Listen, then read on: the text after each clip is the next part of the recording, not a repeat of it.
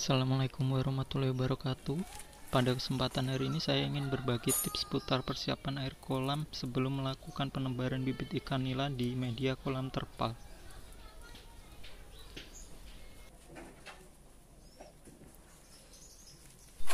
Untuk bahan yang dibutuhkan adalah probiotik. Di sini saya menggunakan probiotik bubuk, air hangat,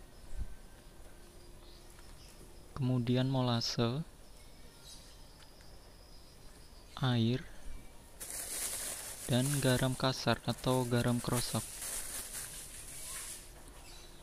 Kemudian untuk langkah pencampurannya, ambil probiotik bubuk sebanyak 1 sendok makan, kita larutkan ke dalam air hangat yang sudah kita sediakan sebelumnya. Kemudian aduk hingga merata, hingga bubuk tercampur bersama air hangat yang sudah kita siapkan. Kenapa saya menggunakan air hangat? Karena probiotik yang saya gunakan adalah probiotik serbuk atau bubuk, sehingga kalau menggunakan air dingin terasa lama untuk larutnya. Maka dari itu saya menggunakan air hangat agar lebih cepat untuk melarutkannya. Tapi kalau teman-teman menggunakan probiotik yang cair, bisa langsung melarutkannya ke dalam ember bersama molase yang sudah kita sediakan. Berhubung saya menggunakan probiotik yang bubuk, jadi saya harus melarutkannya terlebih dahulu agar lebih cepat larut saat kita campurkan dengan molase ke dalam ember. Kemudian tuangkan molase ke dalam ember. Di sini saya menggunakan molase sebanyak 200 ml. Tapi bagi teman-teman yang tidak ada molase bisa menggunakan dengan gula Jawa atau gula aren yang sudah dilarutkan ke dalam air panas atau direbus dulu bersama air panas. Takaran 1 liter air dengan setengah kilo gula Jawa. Jikalau teman-teman menggunakan probiotik cair, cukup 1 tutup sampai 2 tutup botol, kemudian larutkan bersama molase ke dalam ember. Untuk air di dalam ember ini bukan air hangat, tapi air dingin yang saya ambil langsung dari kolam untuk mencampur bahan-bahan tadi. Kita aduk dulu sampai merata. Fungsi molase adalah untuk mengaktifkan bakteri yang ada dalam probiotik yang sudah kita larutkan tadi. Kemudian aduk molase hingga merata dan tercampur bersama air yang ada di dalam ember. Kemudian tuangkan probiotik tadi.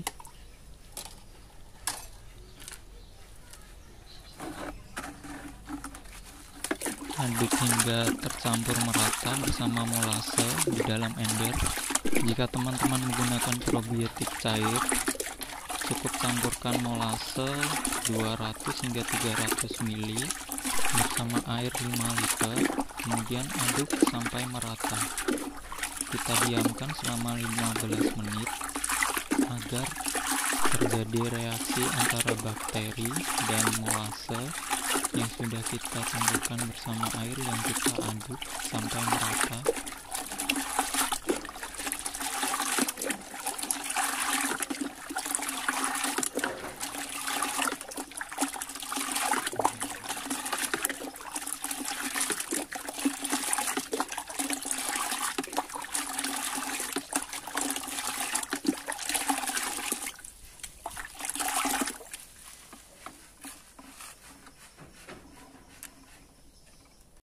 Sembari menunggu 15 menit, kita sebarkan garam kasar atau garam krosok ke dalam air kolam. Fungsi garam kasar atau garam krosok ini untuk menstabilkan pH, karena air yang saya gunakan ini adalah air pump, yang dimana air pump ini terlalu banyak kandungan kaporitnya. Jadi kalau untuk ikan itu kaporit bisa meracuni ikan dan membuat ikan stres. Fungsi lain dari garam krosok ini adalah untuk membunuh bakteri-bakteri yang tidak kita perlukan di dalam kolam, bakteri yang memicu terjadinya jamur dan penyakit ikan lainnya. Karena bibit ikan itu sangat rentan jikalau terserang penyakit seperti jamur. mereka akan lemas dan mudah mati. Oleh karena itu, untuk mengantisipasinya, saya menggunakan garam kasar. Saya tebarkan ke dalam kolam sebelum melakukan penebaran bibit ikan. Di sini kolam saya ini berukuran panjang 3 meter, lebar 1 meter dengan kedalaman 80 cm. Tapi untuk airnya di sini hanya saya isi sekitar 30 cm, dan kolam kecil saya ini berukuran 2 meter kali 1 meter dengan tinggi 0,50 cm. Kita tebarkan juga garam secara merata ke dalam kolam. Karena kolam saya ini outdoor dan di bawah pohon, jadi daun-daun dari pohon langsung berjatuhan ke dalam kolam sehingga membuat kolam menjadi keruh. Setelah 15 menit kita menunggu, kemudian kita sebarkan molase dan probiotik yang sudah kita campurkan tadi ke dalam kolam secara merata. Di sini saya menggunakan sistem bioflok yang menggunakan aerator sebagai penyuplai oksigen yang selalu nyala selama 24 jam. Selain fungsinya untuk menyuplai oksigen ke dalam air atau meningkatkan kadar DO di dalam air, fungsi aerator ini untuk mengaduk air dengan probiotik yang sudah kita siram ke dalam kolam.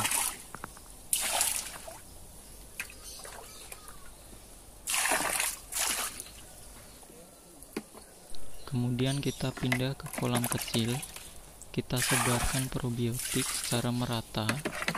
Semua kolam saya menggunakan sistem bioflok dengan aerator yang saya bagi untuk kolam-kolam saya. Di sini adalah kolam untuk penebaran bibit,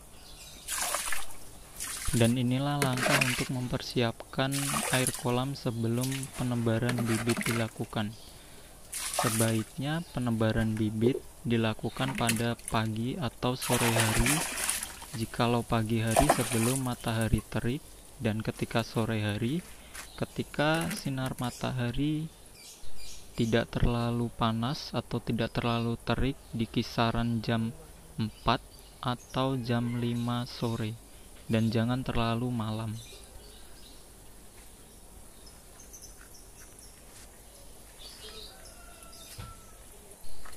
Setelah kita siram semua probiotik ke dalam kolam, sebaiknya kolam kita diamkan selama 2-3 hari agar bakteri yang kita siram ke dalam kolam tadi berkembang ke dalam kolam, agar membuat kualitas air kolam menjadi baik sebelum melakukan penebaran bibit ikan.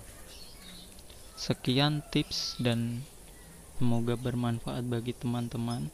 Jikalau ada perkataan saya yang tidak berkenan di hati teman-teman sekalian, saya mohon maaf.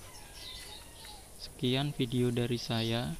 Sampai jumpa dan sampai bertemu kembali di episode selanjutnya. Jangan lupa untuk like, komen, dan subscribe. Dan jangan lupa untuk mengaktifkan lonceng pemberitahuan agar tidak ketinggalan video saya selanjutnya. Sekian dan terima kasih. Wassalamualaikum warahmatullahi wabarakatuh.